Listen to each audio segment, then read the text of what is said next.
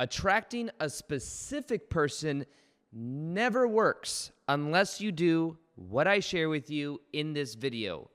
At least what you'll learn in this video will help you increase the probability and increase the chances of it happening, because the more somebody puts their attention on one person, the more they put that one person on a pedestal, they end up resisting the process and having the opposite effect of what they actually want. Now, why is it that attracting a specific person never really works?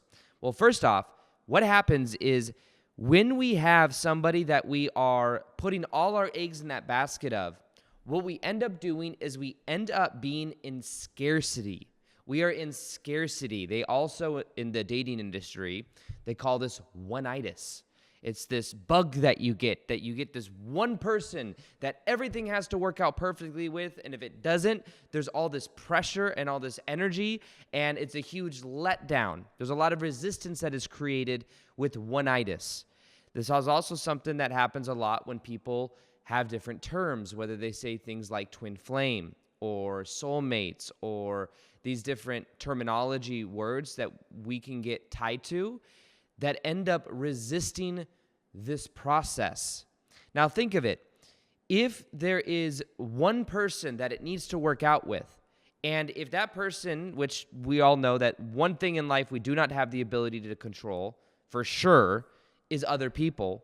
So if one person it has to work out with, the probabilities that you will be happy if you believe that only one person that can come through, rather than also understanding that that happiness is within yourself, is that all your eggs are in one basket. It's scarcity. And that scarcity is saying, I hope everything turns out well, because if it doesn't, then I'm going to lose my road to happiness. So if you, though, are more so curious and in the energy of abundance, knowing that love can come through many different avenues, you are not having all of your eggs in one basket. It's like right now with what's going on in the stock market and the finances and stuff. If you're diversified, if you have eggs in different baskets, you're probably not tripping. But if all your eggs are in Bitcoin right now or something like that, or whatever stock or something that's not doing well, you might freak out. But being a little bit more diversified can be a very healthy thing. Now, this doesn't mean that you need to be, dating 60 people in order for you to feel like you're in abundance. But energetically, not putting all your energy into one specific person is a way of being in abundance, in the sense that you are opening up more opportunities for love to actually come to you. Because reality can only reflect back that which we believe to be true. So if we believe that only one person in reality is able to be our partner or to make us happy, then we're going to put all that energy and resistance into one person, and then we're literally going to block it coming through many different ways. And when we open up the realm of possibility, when we open up and we get curious about this, we then allow us to be in abundance, to where we're not feeling in that neediness, in that energy, because that's another aspect of scarcity. What scarcity is and neediness are very similar, because it's almost like we need something from someone else because there's a scarcity amount of it to go around. That causes a lot of the blocks, the energetic blocks. Now think of this too when it comes to attracting a specific person. That specific person that you are thinking about is sort of like an address. Think of it like a physical address. And when you think of this person, you are energetically sending them energy. And what you are feeling when you are thinking of them is being projected at them. So if you are feeling resistance, if you are feeling lack, if you are feeling neediness, and you are thinking of them, you are sending them the needy, lack energy. They are feeling it, and it is repelling them. Even if they wanted to give you the love, the validation that you're craving, it would be hard for you. It's almost like it blocks it from coming, because the resistant energy is there blocking them from feeling that. So the key to this and the power of what I'm sharing in this video is to actually do the opposite of what you think you should do. Because what you think you should do is send them energy, can continue to think about them, because if you think about it, you're going to manifest it, right? You're going to keep sending them energy. Do the opposite. pull your energy back. Pull your energy back. Bring it back inside of your own hands, inside of your own feet. And realize that the more you let go of sending them energy and the more you're in your own frame, the more you will be actually magnetic and attractive. This is actually the key to the process of the specific person you want to attract is you have to do the one thing you don't want to do. That one thing is let them go. I have seen this happen so many times. It is incredible. Like so many people that have trouble letting them go. We then talk about it, or I'll coach them and I'll tell them, try this. They let them go. They start focusing on themselves.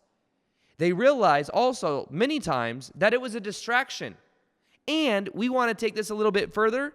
That specific person that you wanted their love and validation and approval, many times, you're trying to close the loop from childhood. Mom and dad may have not given the energy of approval and validation, so we think if we get it from this one specific person that probably has similar energy in some ways, whether we want to admit it or not, to our parents, because that's what something called the imago therapy or the imago effect is. The imago is this image we have of both the positive and the negative traits of our parents, either subconsciously or consciously. We project that onto what we would call our ideal partner. And this is our ideal partner is this image that we have that's subconscious that then through the people we date and through the people we're in relationship with, they bring out these different dynamics because we are replaying similar, familiar childhood dynamics. We're replaying this energy because we want to secretly heal from childhood. What I'd like to encourage many of you that may be listening to this is that the story you have around this specific person is what's causing a lot of the resistance. There's a story you have about it. There may also be a story you have around love that says that I'm only loved if XYZ happens, or love looks like this. Now, love a lot of times, by the way, it's this familiar energy from childhood. We're trying to go back home to the primordial self. And what we do then is we attract people that helps it feel familiar from childhood, which is why we won't understand why. Why am I attracted to the person that gaslights me? This doesn't make logical sense. To then realize that maybe your caretaker growing up would gaslight you in many different ways or was very critical. So the dynamics we have and the patterns that we're recreating many times are simply from childhood. But becoming aware of this is 90% of the transformation. Because then the specific person that you've put on a pedestal, that you've sent a lot of energy that is actually repelling the process, is you're repelling them by doing that, but also by bringing your energy back, you start doing what really helps you to not only be magnetic and attractive, but really helps you in life. Because then you're not codependent. Codependency is when we feel like we need somebody else.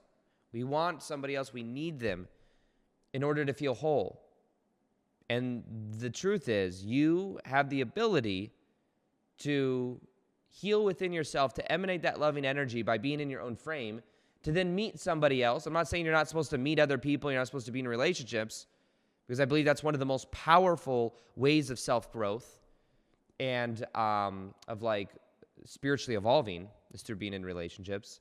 You could be in a cave meditating 24 hours a day, but it might even be more challenging to be with somebody and even more fulfilling and more growth.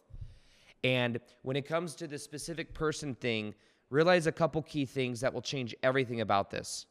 First off, what you feel, and when you think of someone, you're extending that energy. So if you're feeling resistance, the best thing you could do is to stop thinking about them, sending them energy, pull your energy back. Pull your energy back and put it on yourself. And start doing what you're passionate about. Start going, maybe there's different hobbies or different things, passions that you have that you could begin to follow. Start doing what makes you happy. And realize that maybe you thought that by making someone else happy or this other person was going to fulfill you. Realize that you can develop an awesome reality and lead in your own life and be in a frame where you love what and who and what you are. And you can even get that itch scratched of the love that you're craving. You can get that through form of self-love. Also, friends and family, animals. You can start realizing that love is all around you. And the more you embody that love, the more magnetic your love is. Realize that this specific person that you're thinking of is also a scarcity tactic. It's scarcity. It's believing that there's only one way, one avenue it can come through, when in fact, it can come through in many different ways. And when you take that and you realize that also there's like billions of people on the planet, and you're telling yourself a story that this one person is the key to my happiness, or is the key to completing me, or there's some big story there. And that is what is causing the pathways to be limited for love to actually come to you. You want to put yourself in a position of embodying that love, of being in your own frame, of leading in your life, of being vulnerable. Vulnerable is a way of showing your heart that attracts other emotionally available people. And these are all ways of intensifying that energy so that you can really be in that energy, and it'll increase the chance of that person actually coming back. I promise you, it will increase it, but don't do it to then get the person back, because that's trying to manipulate reality. Don't be attached to the outcome. Let go. Letting go is a sign of abundance. Letting go allows the energy to be and allows the universe to help you.